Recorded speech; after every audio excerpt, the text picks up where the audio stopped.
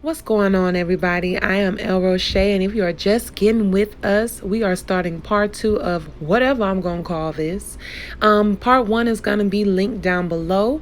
If you're new to my channel, go ahead, take a look around. If you like what you see, hit that like button, hit that subscribe button, and keep chilling with us. Thank you to all my new subscribers, and shout out, love to, and respect to all my ancestors, but especially to one of my ancestors that transitioned this year, Grandma Lizzie, whose birthday is today, Juneteenth. Happy birthday, Grandma. Speaking of communication, let's talk about it. Let's go back to messages and images. I'm gonna say it again. I don't agree with and I don't like Black Lives Matter. I think that term is derogatory. I'm gonna say that. Now, shout out to people who are part of different branches and associated to different parts who are doing good. But the conception, the wording, to me is derogatory. I'm sorry, baby. They know our lives matter. We just don't know that. For some reason, we don't quite understand or know that. It's speaking as if we asking for the bare minimum, begging for the bare. Black lives matter. No, bitch. You know I matter. This life matters. Our life matters. Our life is a necessity. Our life matters. I'm reminiscent of a time when you hear, say it loud, I'm black and I'm proud. You're not asking nobody. You're not asking permission to be it. You are speaking it. You are demanding it. Say it loud, I'm black and I'm proud. It's like, I know I might have old posts on Instagram. I might have one or two that has Black Lives Matter, you know. But I can't agree with it when you say no justice, no peace. You are declaring that I am demanding peace. If you do not give me peace, it is my right. Oh, if you do not give me justice, it is my right to do something. You're not giving it to me. Not even about you giving me nothing. I don't want you giving me nothing. It's like I want you backing up. It's like no justice, no peace. This is what I said. This is what I say. If you do it, if you cross the line, I'm going to do this. That's what that sounds like. But when we say things like Black Lives Matter, it's like, please let me know. When we say things like, I can't breathe, that break my heart. It is so... I'm sorry, y'all. I can't say I can't breathe. I love breathing. I need to breathe. When I lose my voice, I lose my mind. I used to have asthma. I passed that shit down to my son. He got allergies and snip. We all snotty nose around here. So when you can't breathe, y'all putting words into fruition. You manifest with that. It is derogatory to speak like that. I like to breathe, baby. I love to swim. I love the water. I gotta breathe. I had to do Tony Braxton breathe again, baby. You gotta exhale, baby. They were waiting to exhale that whole movie, and then they were holding that in. When you can do both of them things, you need that, and we are pushing and perpetrating that. I don't like that message. I didn't like that push through. That message made me feel I can't breathe. That made me feel some type of way. What's the other message? All right. Sprint T-Mobile, cutting everybody communication. Look, my phone be dead half the time. I be having it off. I be having it somewhere else. I be doing whatever half the other time. So I didn't even realize old sorry Sprint had decided to just shut it down. Because didn't T-Mobile and Sprint merge? Am I not tripping? Are they one in this, you know? Isn't like Metro PCS and Boost and who other all of them? If you're not AT&T or Verizon, you more than likely jumbled up, mixed up in the bunch. But yo, they literally shut it down. If you think that was all just an accident and somebody just sat their butt on the button, you know, cool, that could be it. The coffee could have spilled somewhere and the whole network could be shut down. Or possibly they could have showed that, let you hoes play with us and we're going to show you when you don't have that line of communication, i.e. that Wi-Fi and that talking, what you going to do? What you gonna do? Oh, okay, hush. So just be aware of that. I don't want that to happen again. It made me think of something. It made me think of being censored in censorship and not being able to show messages and get through when we got that blocking of messages coming through. That's nothing new in history. I wasn't all the way with Blackout Tuesday. I get it. I get the purpose, but it reminded me of something. Now I had time to sit on it. Now I got what it made me think of. It made me think of a time during civil rights when live programming was blacked out and shut off.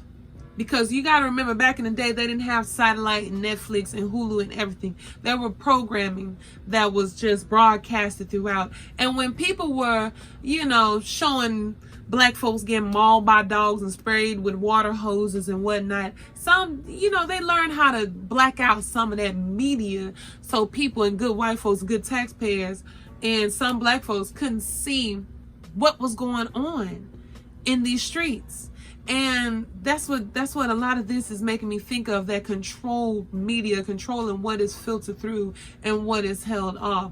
I don't give a shit about TikTok supposedly censoring Black Lives Matters hashtag. Now y'all care about TikTok saying something about that.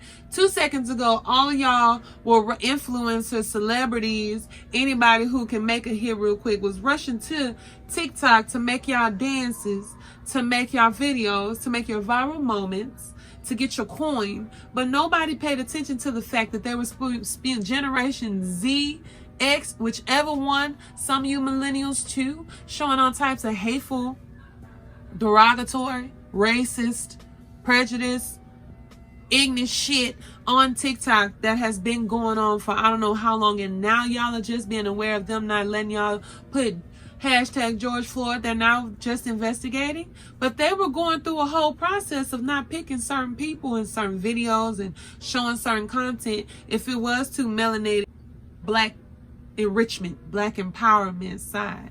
So why don't somebody make a dance to that? And let's not forget, in the recent years, speaking on the same platform that I do enjoy using, YouTube had an issue with censorship of a lot of influencers who was bringing a lot of real-time news. A lot of celebrities told those influencers to go get a job, and now look at a lot of these celebrities flocking to platforms such as YouTube to try and make that same coin, because we don't have that same Hollywood that we had yesterday. Why don't somebody make a little hit to that one? Briefly on select few celebrities who, they mean us well. They've been showing over the years that they are advocates for us, and they love themselves as well too, to want to see us thrive and survive. Dave Chappelle came out with a short special called 846, and which is the amount of time that it took, or the amount of time the officer was on George Floyd's neck. And he really spoke. It wasn't a comedy special. He was really giving a TED. Somebody put in the comment section, he gave a TED talk. I appreciate Dave because I think he opened a lot of people's eyes to different events and different people who trying to speak up for ourselves in the community. Love that. I love seeing people show love to us as they should. Dave has shown that, even though I think he got an Asian wife. I mean, like I said, I'm not knocking interracial anything. I said multiracial or interracial anything. But throughout all his stand-ups, throughout his show, Dave has highlighted injustices of the world. He's done what his due diligence as a comedian. He's not just a comedian. He's done the activism that comes with them being a true comedian, making us laugh and be aware of things that are going on. He's always done that. Dave Chappelle's always done that. And he spoke a little bit. It was things about it spiritually that stuck out with me. I will say that. But I liked it. Y'all gotta keep your eye out for some of these celebrities. I'm gonna be real. Some of these agents of chaos, y'all need to be aware of who they prop up and who we push. It's not just because the kids love it, eat it up, they don't know no better and they push it. There's more than that. There are machines behind people with certain messages that is just not conducive. They're not good for us. your faves, like people that y'all think have something good to say. They're not going to say too much because their dollar is going to be affected. They're not going to say too much because they don't give a shit. They don't care. It ain't even about saying too much, doing too much. It's just about representing yourself how you should represent yourself. It's about that too. Like, oh my goodness. When you think of media, I know I'm recording, talking to myself on the phone. Take it back, take it back. Media is going to pertain to literature, pertain to newspapers. It's going to pertain to everything, like I say, TV, broadcasting, shows, music, anything you can think of. We are always shown in a light that is so negative, that is so horrific and terrifying. We're ignorant, lazy monsters. That's what I think. I'm getting it right. Mutant, 10 times strong, ignorant, lazy monsters that can dance and sing and play basketball. If you see the smoke, that is my incense, baby, because I should be lighting up something the way y'all cutting up around here, where everybody cutting up. Learning about my spirituality, getting into different stuff back then. Like I say, I always like referring to, because it just shows the ignorance. It just shows so much ignorance on so many different parts. The media has always portrayed different parts and aspects, like I say, of the African diaspora in different ways that are evil, that are terrible. And it was really hard with me learning and getting comfortable with my spirituality. Spiritually, you forever a student. Even if I'm becoming a master in some things, I am forever a student. But in the very beginning of me being awakened, whatever, the information that was coming in was so confusing and so conflicting that it made me not trust, which even now I'm still, because I don't have, I'm gonna say this, I don't have a house. I ain't no Orisha over my head. I ain't scratched. I ain't no hongo. I'm not none of that, but I'm a spiritual person. And for me to just want to learn, because from a historical standpoint in different regions around the world call for different walks of religion and spirituality, especially across the diaspora. I want to learn more about my people. So it's very hard and very disheartening trying to find pertinent and good information, even when I speak to real people, even when I speak to people who have titles. And we're going to talk about my discomfort with some of those people. But even so, on my own research, the foolery and the bullshit that comes through is like, y'all want me to be scared of my own damn self. American Horror Story shows a terrible depiction of Papa Legba. That's somebody I look, I say on Mondays I do my thing. Like I said, I ask for gates to be open, and I show respect and I appreciate different spirits who show themselves like my ancestors. Like spirit itself, like my ancestors. So different spirits I respect too. But to try and learn about him in different ways, American Horror Story has a horrible depiction of him. And upon learning more about different spirits, you can even see in my Papa Legba video down in the comments, I was talking to somebody trying to tell me about. Got a message, okay? UPS dropped off that package at the door. See, that's why I'm wired today. That's why it's a good day today, baby. So like I say, Spirit talk. See, when you get a message delivered, you gonna have to send it. When you get a message delivered, you gonna have to send it. Don't just let me be extra how I be extra. So it's very disheartening. So when you learn, upon learning more about different spirits, I will say that fella that's on American Horror Story is possibly Baron Samedi. Now that could be who that is. Now he part of the Getty, and that's see, you gotta know different about Luan and the Getty. And all I know is this: there's misinformation that's out there. You're telling me 1 minute, some people saying things are evil, things are bad, things are something, then others are saying the truth and what is what. Another example that it made me upset. It kind of made me upset because this is like I say, other spirits in other ways can speak to you and come to you, and you can get an understanding and learning. Now, this is a spirit that I've already learned a little bit about, because if we talking about Orisha, Luau, like Oshun, Oya, Yemaya, part of the water, then that over that spirit that can embody and be over them, we think of Mami Wata.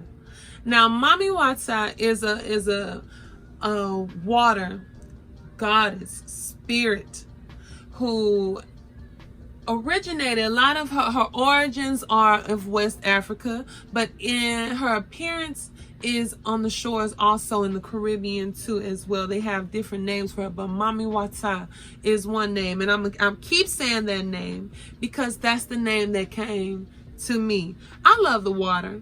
I do love the water. And there was one day that I went fishing with my mama, her friend came, my son, and we just enjoying the water and just, you know, casting out and seeing whatever. It's a beautiful sunset. Didn't catch anything, but got some fish from a nice older black gentleman who showed us his catches. And I showed it on my Instagram. That was some good fish.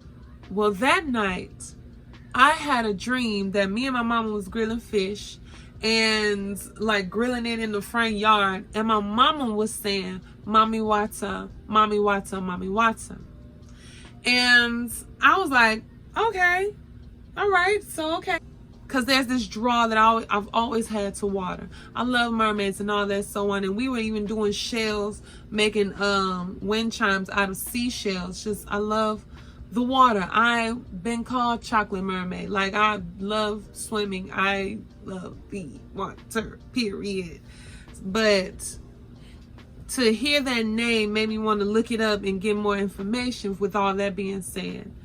And to look, just, you know, let's just look on YouTube. Even though I've already heard her name, I learned a little bit. Let's learn a little more, because different things have different, you know, you hear good and bad about mermaids, about water spirits, and you hear about them, you know, basically sucking the life out of you, devouring you, possibly using you, being tricksters. But then you hear about people's lives being saved, and people having good fortune, and people having connections and whatever and so forth. But I've heard mostly nothing but negative from the origins and places of people that I would expect different from. I believe some in Nigeria were talking about Mami Wata coming into their church and being converted. Like Mami Wata was some prostitute that came into their church and denounced Satan, or the spirit that got her captive and change her life, and that's how they destroy Mami Wata. And I'm like, that's low-key kind of disrespectful.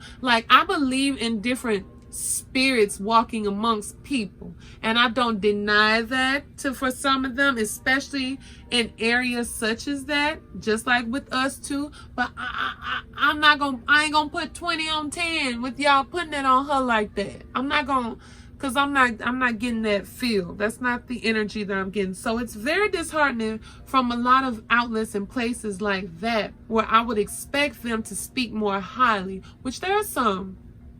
I believe in mermaids. I believe in things. I believe in water spirits. I do. I just do. I believe in people having connections to water in different ways. But I don't believe in us talking that bad and nasty about things we don't quite understand. And then for them to slap Jesus Christ as the one thing that devours and slashes this entity. I'm not going to talk too bad about Christianity. I'm not going to do that. I'm not going to do that. Because I have to speak good about that. Because I have to respect my recent ancestors. I do. The most powerful scriptures for spiritualists, if you practice, if you do things, if you work with the elements, if you work with spirits and your ancestors, is the Bible. Is the Bible. That's what our ancestors used back in the day when they had to. Bless them for having, that's my people. When you use what you got and use what you were forced to use to get what you want, to do what you can, to get your power, to get your ashe, we had to convert and use the Bible and lean on Christianity. I believe, like, me having to get into what I do got me recognizing the Bible a lot more. Well, I don't go to church. Y'all know I do not go to church. I don't. But I have different parts of my being and spirit that are still moved by different parts of church that I will always respect and always have some type of gratitude for, because I understand the power of movement in your faith in that way. Some of them knew what they was doing by doing. They still were working them candles and them incense.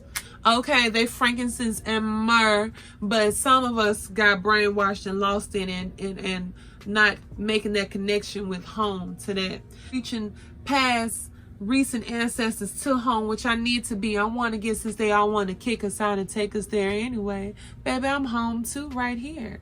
I'm home too. I will be at home. I will touch Mother Africa too, but baby, these are where my roots are too. These are too. It just is. They're here. You brought me here to set up shop. I'm here, baby. The only people whose roots are here are the indigenous. They got a lot that they deserve, and they got a lot that they could say and have a say so in, but are y'all giving them that? Are y'all giving them that too? Why is it that they try so hard to show us in this negative light? Why is it? Why? There's a reason that there are agendas that were set up in place so many years, and that I speak on, that I have spoken on: colonialism, colorism, racism, Jim Crow law. I've got the links down below, baby. Y'all go ahead and catch up with some of them videos. Go ahead, catch up. A lot of them have a lot to do with exactly what's going on right now. But there are reasons why people set out so hard to do this, to make us look bad. There's a message that somebody put on their Instagram, and I'm gonna go in on the messenger too. Messaging videos, things they showing, people they showing being killed, black brothers, sisters, babies. The two that just affected me the most, if y'all, before I get to media, because this topic is about media. It really is. It's us about imagery. It's about power in what we see, power in our actions, and just what can move us, and just messaging that they want to get through. But we could talk about it real quick. Let's focus on the shootings before I get to my conflicts. I shed tears for a couple of these shootings and a couple of these killings and slaughterings that we've witnessed. And the ones that really just took me to another level, they involve kids. So we finna come up on July 4th, if we celebrate that kind of thing around here. The Philando Castile shooting. This one bothered me because it was very personal. All these touch me in a certain way, not just because I'm black, but things just happen too. But July 6th, brother riding in his car gets pulled over by the police, got his girl in the passenger seat, got her baby girl in the back seat. And he tells the officer that he has his permit, he got a gun, he has a permit. And things escalated way too quickly than as all the situations should, and the brother got shot. Now, I say, like, that one really bugged me out, because there's a kid in the car. Let alone being a parent, and you don't want your child to witness nothing like that. But this is why this get personal. Let's pause that. July 4th, a couple of days prior to that, I was out and about in Houston. I was close to the bayou on downtown. Allen Parkway wasn't too far. You know, a lot of people park their car on the freeway just so they could get a view of the fireworks. And I had my children. I got one kid. I had my son in the back, but I had my baby cousin in the back. I had my son's dad. He was with me too. There's another adult that was there. And we knew we could not park. I knew I could not park on that freeway. You can't. It's not a street. But people were parked out there with their chairs, fold-out chairs, with their Coronas, no pun intended, with their Coronas out on chill. And we just, you know, slowly about, because we finna see the fireworks anyway. and I get pulled over by the police. He tell me, hey, move your car, move, get out of here. So I'm moving out the way. I'm getting my car on out, I'm moving. He pulls me over again. Nobody else, he didn't tell nobody else to move shit. Not the Coronas, not the chairs, nobody. And he's like, I've already told you enough times you need to move your car. He gives me a ticket for impeding traffic. I get upset because I think the way that this man is acting is a little bit, you know, extra. And by this time, we've already witnessed enough. We've already witnessed a number of deaths. I believe Sandra Bland, Eric Garner, rest in peace. Ooh, that train. That'll go, whoop. That train, let it go off of y'all head.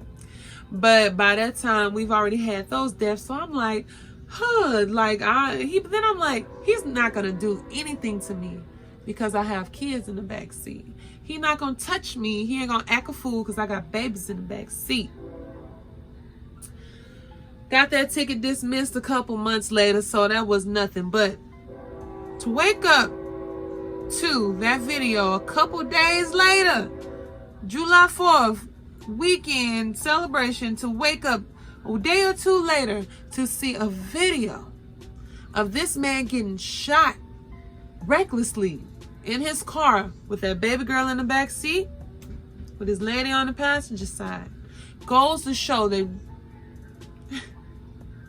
y'all really gonna do anything right. That little girl could have gotten killed the way that officer shot in that car. That little girl could have got shot. Some could have ricocheted off and hit her, struck her, with no regard to her life. And then the fact I had to sit here and say, I did this same video a minute ago. I said, I'm not finna get emotional and be crying. I'm not, because I already been through this. Let me get it out.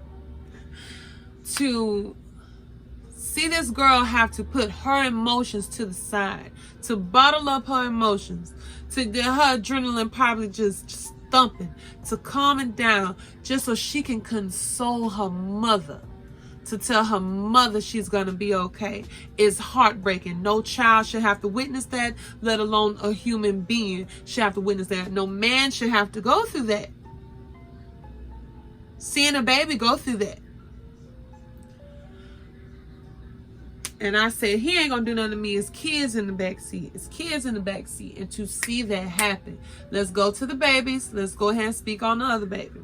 This breaks my heart, having to think about Tamir Rice. That breaks my heart. That's another one. Let's talk about the kids. Since I woke up a couple days ago and had to see an officer with his gun up with some teenagers who was just trying to cut through some grass, Copeland County, with his gun up. I think that's the county. Let's talk about Tamir Rice in the park. Baby, 12, 13 years old. The year he was murdered, 4 or 5 seconds of them pulling up, the year this baby was slaughtered is the same year that my son was born. My son. This don't just affect me because I too have a son. I have a child. Y'all don't see our children as children. You don't even see us as children. You don't even give us a chance to. You see us as 5 times too big. You see us as mutants, as superheroes, as super strength, ferocious beings, that you don't even allow the children to be children. I am tall. I am 6'2". My son is tall. I fear for him being a baby, him being, he's 5, and they think that he could be 10 if he want to. LeBron, come get him. But to know that you don't let us be children anyway, and to just come and think that there's a threat. They knew that baby wasn't no threat, though. That was a baby. They knew he was not a threat. They knew he was not a big guy. Y'all can diffuse any other situations, but with us now, it's not. It's just draw. It's just draw. They knew that was a child, but nonetheless, they could mistake our babies as these big, huge beings because that's what they've been trained to think. That's what media has been spewing. That's how people want us to be perceived anyway. So there we go. You don't even allow the babies to be babies. You don't let the little girls be little girls because we put them at the forefront in protest. We don't let our little girls be princesses. They got to be rough and tough and no emotions and no feelings, because that's ingrained to us in different ways. That is ingrained to us, and that's dangerous. That's dangerous. Why is that? Why do y'all try so hard? Why they make us look bad? Why? Why do they make us look like the bad guy? To the point, to wrap up those things that I've witnessed and people not getting the justice that they so do deserve. To the point that other people, other groups, other white people, other people of color, other black people of different countries, we're going to talk to y'all in a second.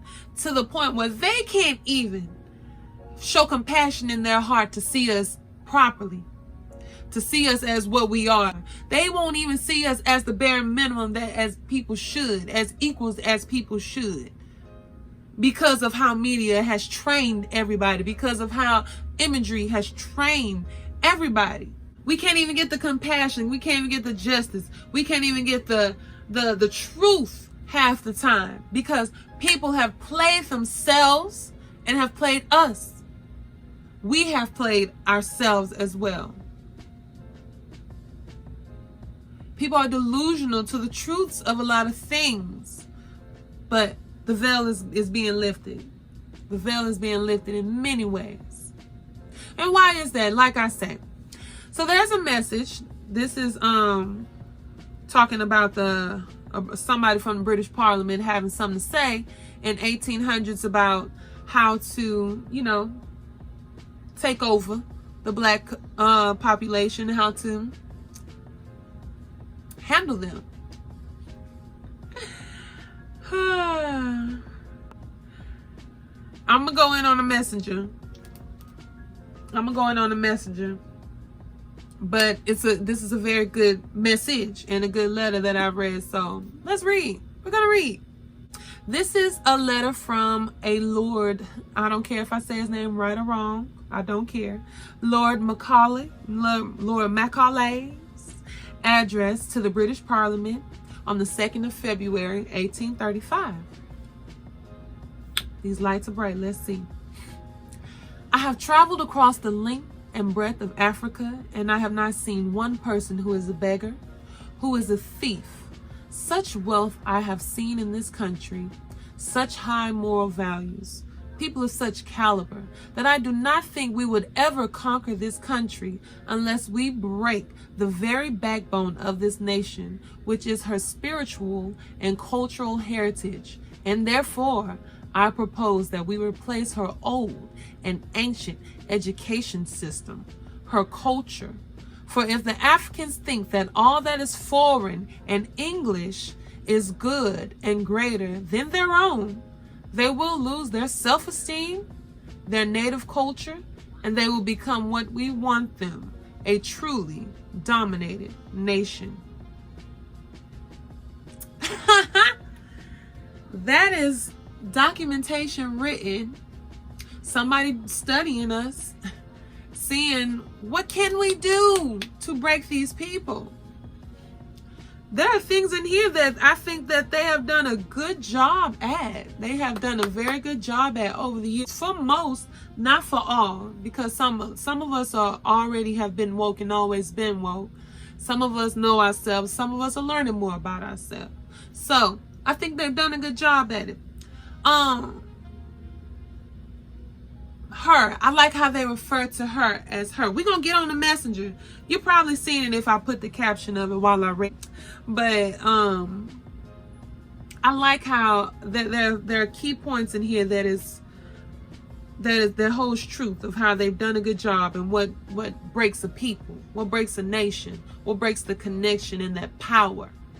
Because there's a lot of it that we have, but they don't want it dispersed the way we should be dispersing it. They want it dispersed how they want it. But I like how he highlighted ancient education system. I like how he highlighted that.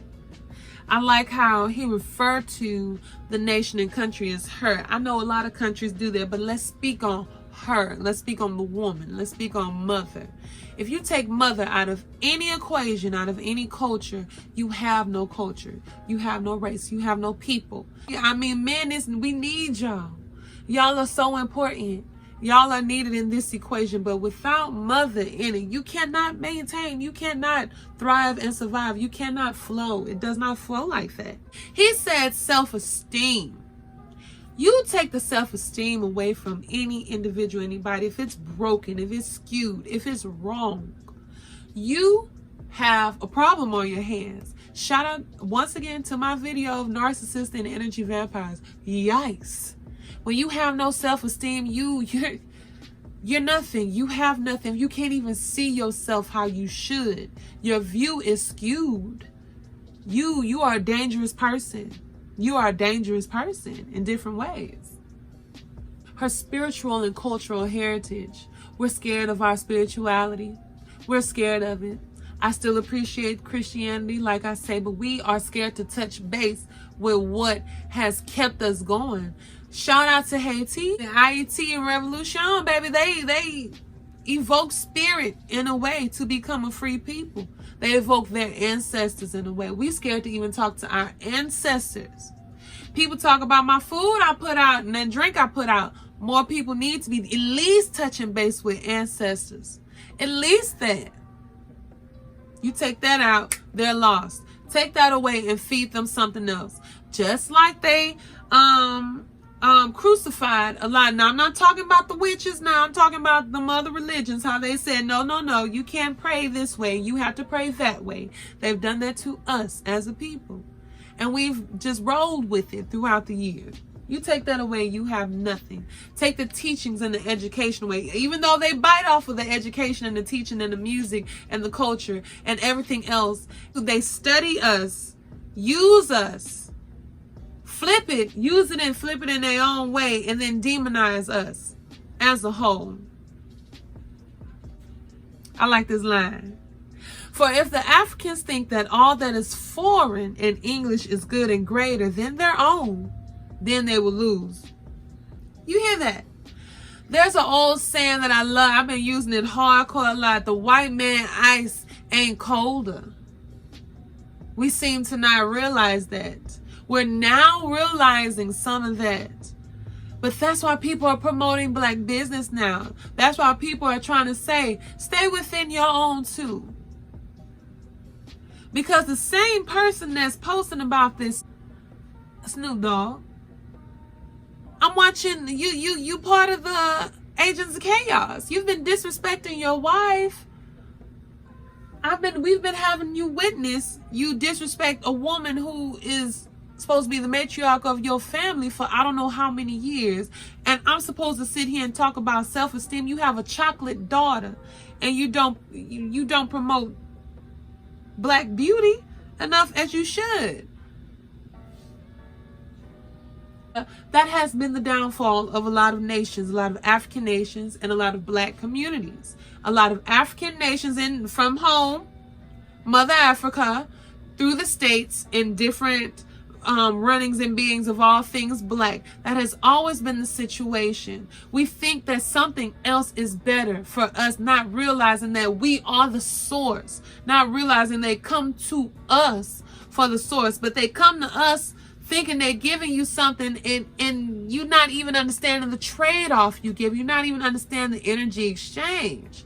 That's how a lot of dynasties fell. They decided to convert. They decided to allow the missionaries in. They decided to cast away them praying to trees and spirits. We decided to cast away wanting to procreate with things that look too much like mother.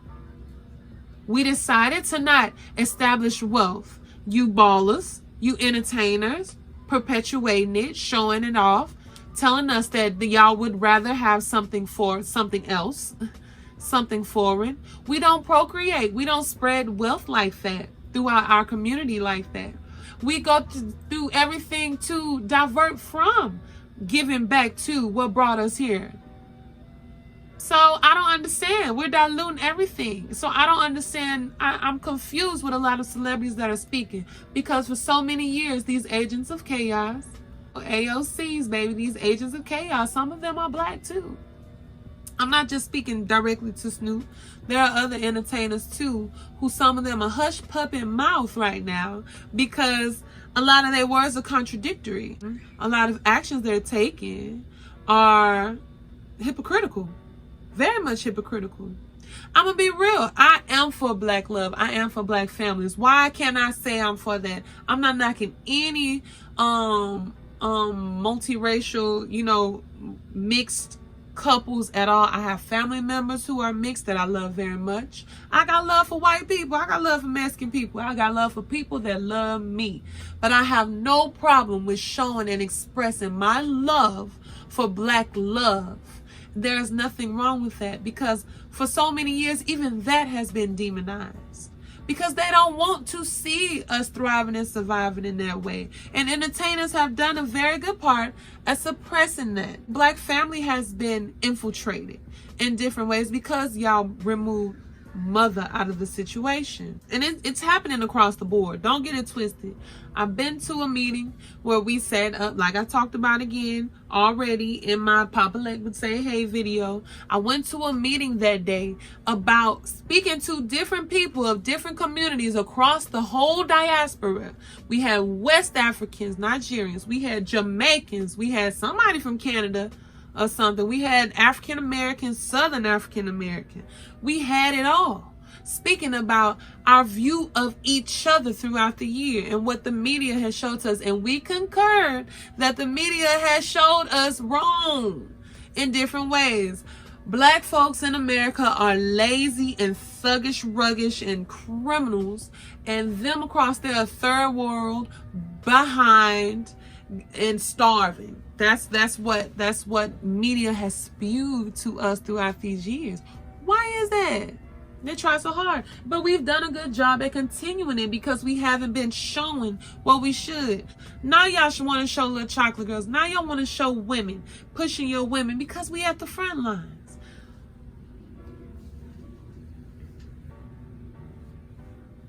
We falling for the okie doke. I am not a feminist. I have to make sure to say that I am no feminist. I don't trust them, girl. Feminism is still a way to try and break up the black family. I still think so. I'm for my counterpart. I've always talked about being a divine feminine and needing my divine masculine counterpart. I need you, brothers. We love you, brothers. I need y'all to be the strong men that y'all are, and let us be women. Let us be like in all aspects. In all aspects.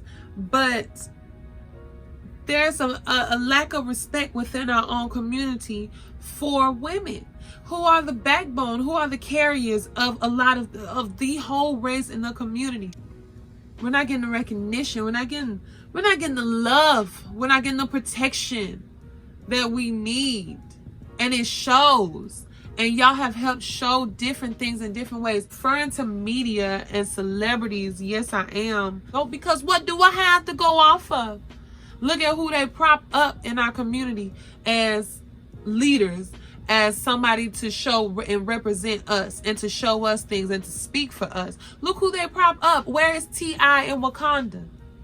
Atlanta, which all throughout the South too, it's a mess. Throughout up to everywhere is a mess. But Atlanta, y'all are showing.